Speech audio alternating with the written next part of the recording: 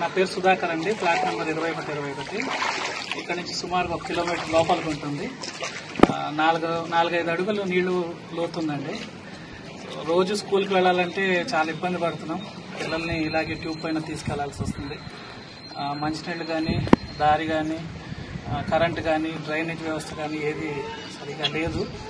మరి మీరు ప్రభుత్వం ఏమన్నా యాక్షన్ తీసుకొని మాకు ఏమైనా సహకారం ఉంటుంది. అసలు ఉండాలంటేనే ఎవరు ఉండట్లేదు. అందరూ ఖాళీ చేసి వెళ్తే ఎవరు కూడా లేదు. ఇంకా మా చుట్టుపక్కల ఎవరు లేరు. మేము ఒక్కలే ఫ్యామిలీ ఉన్నాం. మరి మా పైన దయచేసి మీరేదోటి వెళ్ళి వచ్చే విధంగా సాయం చేస్తారని. గ్రీన్ విలేజ్ లో ఈరోజు వైఎస్ఆర్ కాంగ్రెస్ పార్టీ తరఫున మా మాజీ శాసనసభ్యులు దూరం నాగేశ్వరరావు గారు మరి వైఎస్ఆర్ కాంగ్రెస్ పార్టీ నాయకులందరం కూడా ఇక్కడ పర్యటించి దీని యొక్క పరిస్థితుల్ని తెలుసుకుని, అదేవిధంగా ప్రజల యొక్క ఇబ్బందుల్ని తెలుసుకుని వాళ్ళని పరామర్శించి వాళ్ళ యొక్క ఇబ్బందులు తెలుసుకోవడానికి రావడం జరిగింది. ఇక్కడంతా కూడా దాదాపు బొడ్డు లోతు నీళ్లలో వీళ్ళందరూ కూడా చాలా ఇబ్బందులు పడుతూ ఉంటే ఇన్ని రోజుల నుంచి ఇక్కడికి ఎవరు ప్రభుత్వం తరఫున కానీ, నాయకులు కానీ, స్థానిక ఎమ్మెల్యే కానీ, ప్రభుత్వ అధికారులు కానీ ఎవరు కూడా వచ్చి వీళ్ళని పలకరించిన పాపాన పోలేదు. ఇన్ని రోజుల నుంచి వీళ్ళు బయటికి వెళ్ళడానికి కూడా దారి లేక ఇబ్బందులు పడుతూ ఉంటే వీళ్ళ కనీసం ఇంటింటికి నిత్యావసర సరుకులు కూడా కనీసం కూడా సరఫరా చేయలేదు.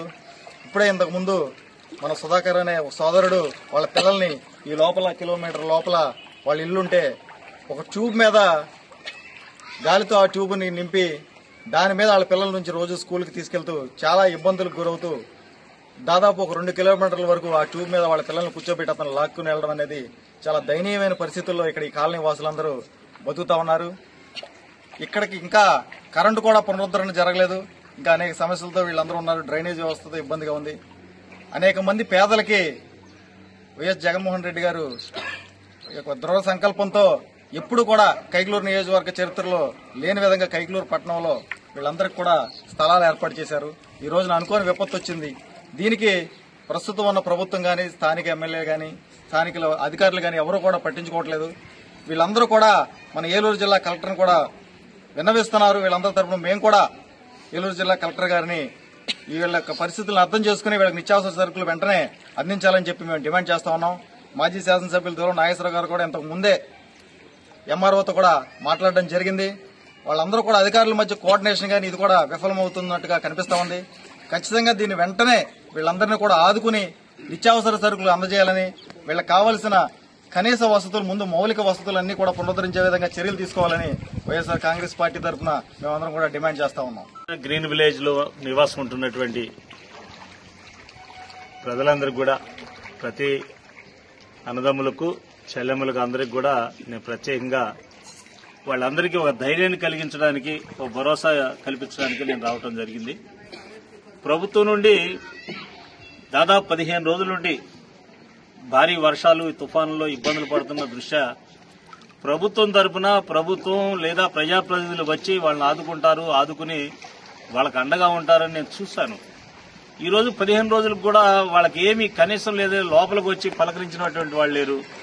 లోపలికి వచ్చి ధైర్యం చెప్పినటువంటి వాళ్ళు లేకపోగా కనీసం అధికారులేమో నిత్యావసర వస్తువులు అనేది వాళ్ళు ఇంటిలోంచి బయటికి రానటువంటి బొడ్డు లోతు నీళ్లలో ఉండిపోతే బయటికి రానటువంటి పరిస్థితిలో నిత్యావసర వస్తువులు అనేది కనీసం బియ్యం కూడా ఇవ్వలేనటువంటి పరిస్థితి ఇక్కడ ఉంటే అసలు ఎంత బాధాకరమైన విషయం అర్థమవుతుంది. ఇప్పుడే కూడా నేను ఆర్డీఓ గారితో మాట్లాడాను. కలెక్టర్ గారికి కూడా చేస్తుంటే కలవలేదు. ఆర్డీఓ గారితో మాట్లాడాను, తహసీల్దార్ గారితో మాట్లాడాను. ఇప్పటి వరకు కూడా మీరు కనీసం నిత్యావసర వస్తువులు కనీసం బియ్యం కూడా ఎందుకు పంపిణీ చేయలేదంటే ఇదిగోండి ఇవాళ ఇచ్చేద్దాం అనుకుంటున్నాం, రేపిస్తామని అని చెబుతున్నారు. అంటే ఈ ప్రభుత్వంలో అసలు 15 రోజుల నుంచి కూడా ఈ బాధితులకు కనీసం బియ్యం కూడా సరఫరా చేయలేని పరిస్థితిలో ఇక్కడ ఉన్నారంటే ఇంకా అంతకంటే మనం ఏం చెప్పాలా? చాలా బాధగా కూడా ఉంది. ఇలాంటి పరిస్థితిలో మేము ఒకటే అడుగుతున్నాం, కలెక్టర్ గారికి కూడా మళ్లీ మాట్లాడతాను, ఫోన్ కలవలేదు. అలాగే ఆర్డీఓ గారితో మాట్లాడాను, తహసీల్దార్ గారితో మాట్లాడాను. ఎట్టి పరిస్థితిలో రేపు బియ్యం పంపిణీ చేస్తామని అన్నారు. ప్రతి ఇంటికి కూడా ఇల్లు వదలకుండా ప్రతి ఇంటికి బియ్యం పంపిణీ చేయమని కూడా కోరాం.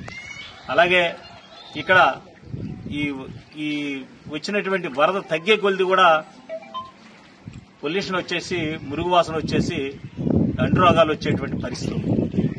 దానికి వెంటనే కైకలూరు హెడ్ క్వార్టర్లో, మండల హెడ్ క్వార్టర్లో ఉన్నటువంటి ఎంఆర్ఓ గారు శ్రద్ధ తీసుకుని ఎండీఓ గారిని వెనకాల పెట్టి, ఎండీఓ గారి బాధ్యత ఈ గ్రీన్ విలేజ్ లో ఉన్నటువంటి ప్రజలకు ఎలాంటి అసౌకర్యాలు కలగకుండా, అంటు రోగాలు రాకుండా, జ్వరాలు రాకుండా కాపాడాలని బాధ్యత ఎండీఓ గారికి ఉంది. తక్షణమే ఎండీఓ గారు ఇవాటి వరకు కూడా ఈ కాలనీ రాలేదని చెబుతున్నారు. ఎండీఓ గారు మీరు ఎక్కడున్నా మీరు అర్జెంట్ గా తక్షణమే వచ్చి కాలనీలో వచ్చి కాలనీ వాసులకు ఏ ఇబ్బంది లేకుండా చూడవలసిన బాధ్యత మీ పైన ఉంది. అంతంత మాత్రంగా ఉంది. వాళ్ళు ఎక్కడ చూసినా జిల్లా అంతా కూడా జ్వరాలతో మునిగిపోయింది. ఎక్కడ చూసినా జ్వరాలతో కూడా బిడ్డలు చనిపోతున్నారు చాలా చోట్ల. ఇలాంటి ఇబ్బందులు ఇక్కడ కలగకుండా తక్షణమే మీరు చర్య తీసుకుని ఈ ప్రాంతంలో ఇబ్బంది లేకుండా చూడమని ఎండీఓ గారిని కూడా నేను కోరుతున్నాను.